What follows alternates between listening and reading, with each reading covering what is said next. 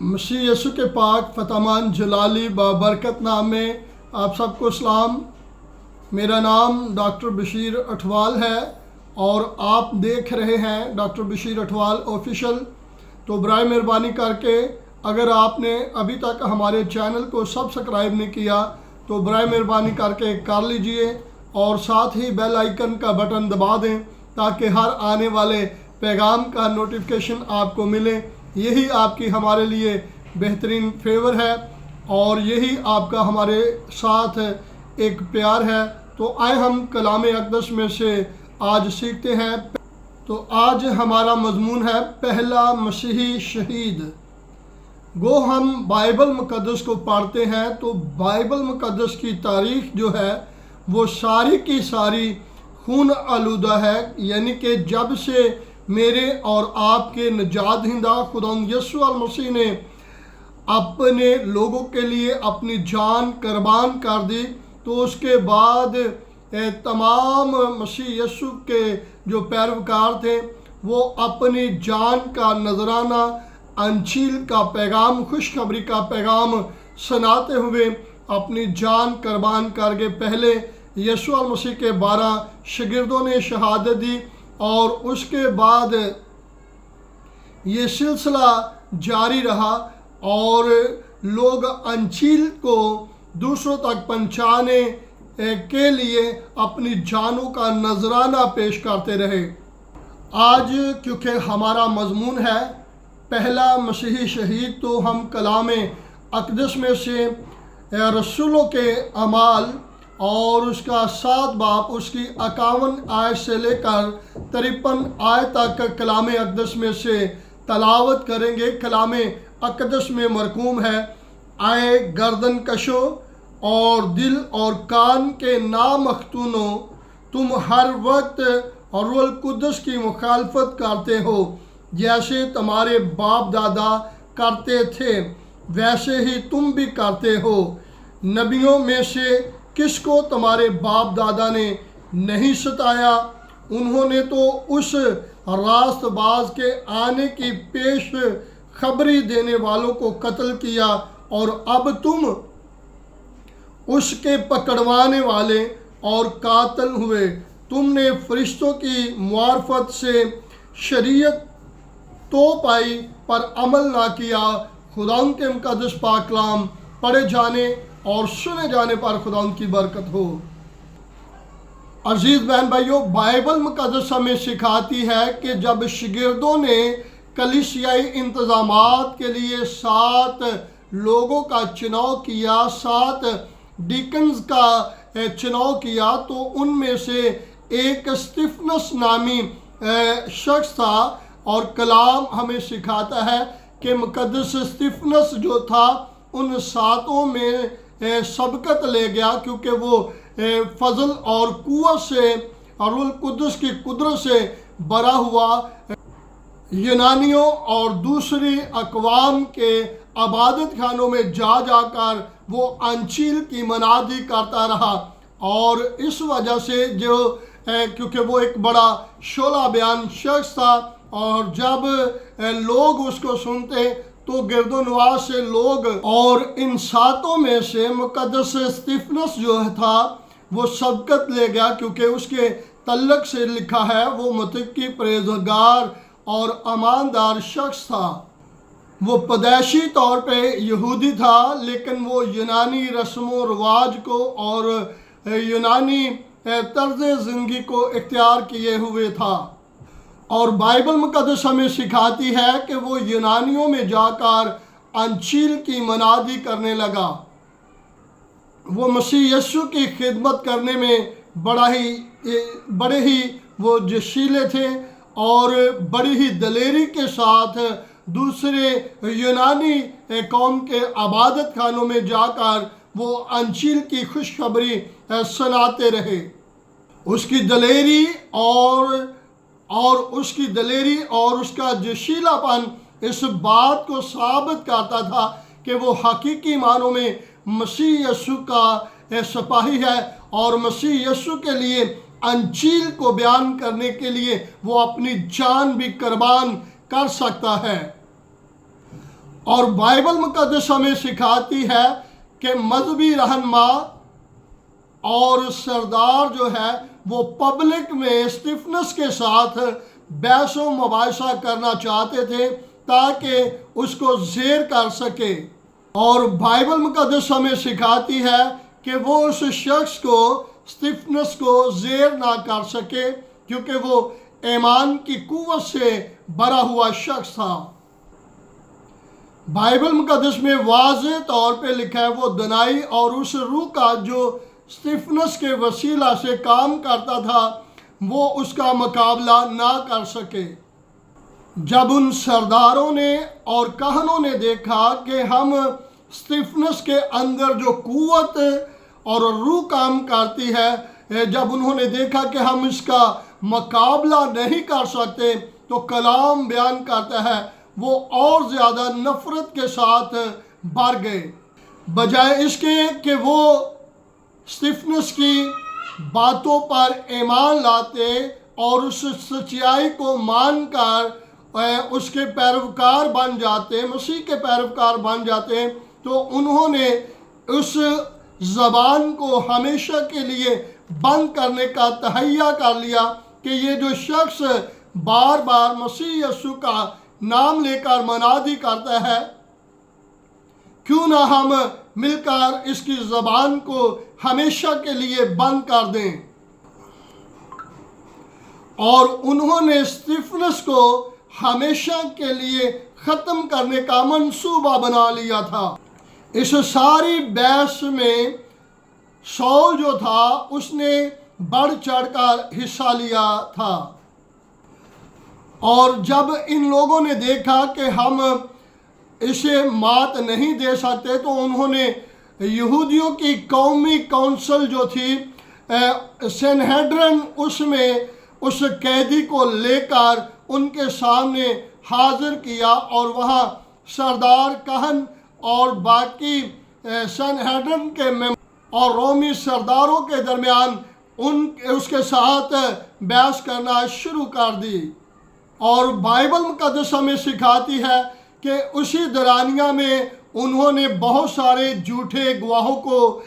وہاں جمع کیا تاکہ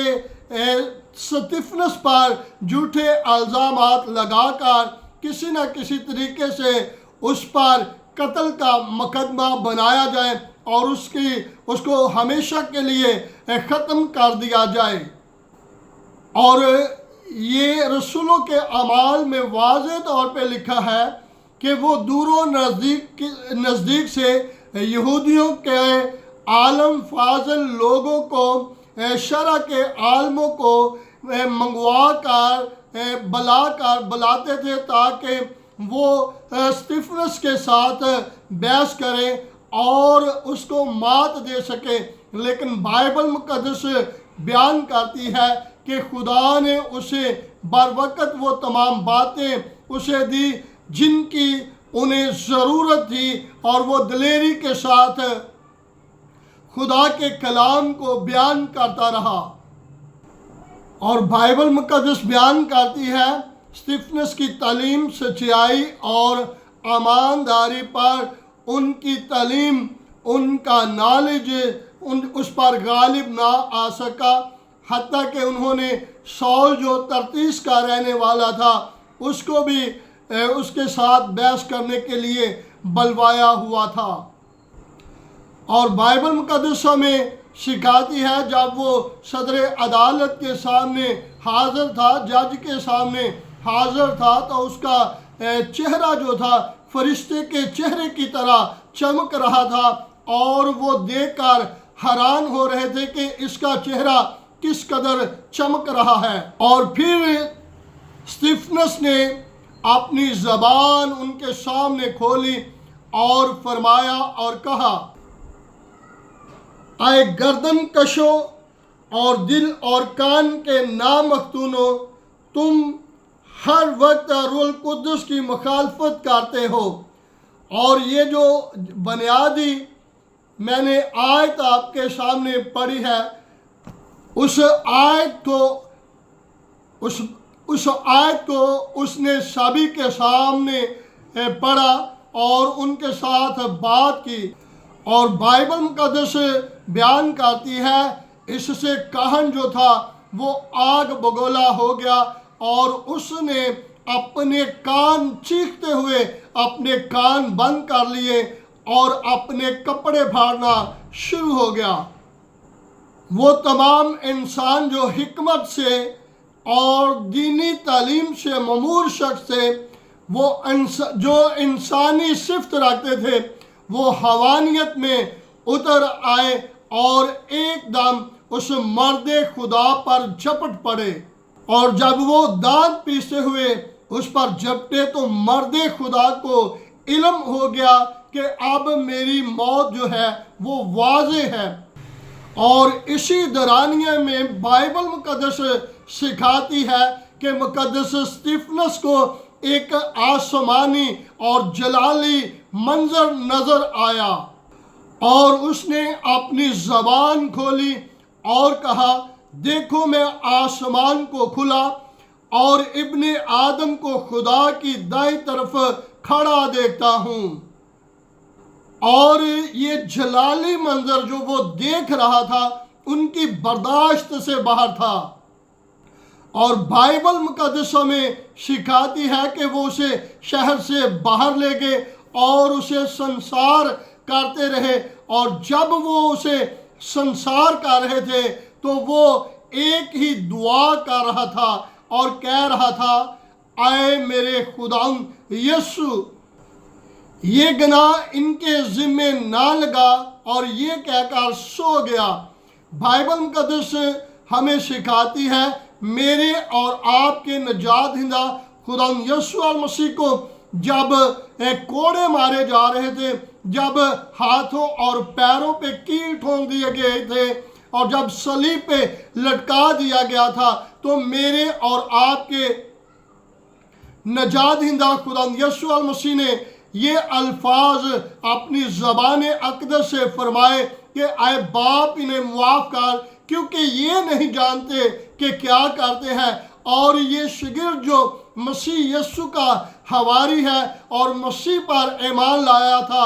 اس نے بھی اپنی زبان کھول کے مسیح یسوع سے گزارش کی کہ اے خداوند یسوع ان کو معاف کر، یہ گناہ ان کے ذمہ نہ لگا۔ یہ صفت تمام مقدس لوگوں کی صفت ہونی چاہیے۔ بائبل مقدس ہمیں سکھاتی ہے کہ جب مقدس استفانس پر کوئی وہ الزام ثابت نہ کر سکے تو انہوں نے جب قتل کر دیا اس راست باز کو، تو انہوں نے رومی سرداروں نے تو کہنوں اور سرداروں نے اور رومی حکومت کے لوگوں کو بڑی رقم دی تاکہ وہ اس رقم سے، اس رشوت سے اس کیس کو ٹھپ کر دیں، ختم کر دیں۔ اور استفانس کے قتل کے بعد ترتیس کا رہنے والا جو شاول تھا اسے بھی سنہیڈرین کا ممبر بنا دیا، کیونکہ اس نے اس سارے قصہ میں، اس سارے واقعہ میں بڑھ چڑھ کر حصہ لیا تھا۔ اور استفانس کے قتل کے بعد شاول کو باقاعدہ طور پہ کہنوں کی طرف سے ایک پروانہ دیا گیا کہ جیسے مرضی تو مسیحیوں کو قتل کر، مسیحیوں پر ظلم کر، مسیحیوں پر زیادتی کر اور انہیں قید میں ڈال۔ وہ مردوں عورتوں کو قید میں ڈالتا رہا، اور بائبل مقدس کے عالم یہ چیز بیان کرتے ہیں کہ جب استفانس مار رہا تھا، جب ایک شاگرد مار رہا تھا تو دوسرا شاگرد پیدا ہو رہا تھا، یعنی وہی شاول جو استفانس کے قتل پہ راضی تھا، اب ایک وقت آیا کہ جب وہ دمشق کے راستے پہ مسیح یسوع نے اس کو چن لیا اور وہ انجیل کو سنانے میں، غیر قوموں میں انجیل کو سنانے میں مسیح کا ایلچی ٹھہرا، اور اس نے اپنی جان کی پرواہ نہ کی، تو دن رات وہ انجیل کو بیان کرنے میں لگا رہا۔ وہ خوبصورت الفاظوں کے ساتھ بیان کرتا ہے، زندہ رہنا میرے لیے مسیح اور مرنا نفع۔ वो जो कलीसिया को दुख देने वाला था वो कलीसिया के लिए दुख सहने वाला बन गया। खुदावंद इस कलाम के वसीला से आप सबको बरकत दे। अगर आपको इस कलाम के वसीला से बरकत मिली है तो कमेंट करें, शेयर करें, लाइक करें। यही आपका हमारे लिए प्यार है। आने वाले मूवी को, आने वाले पैगाम को ज़रूर सुनिएगा। खुदा आप सबको बरकत दे।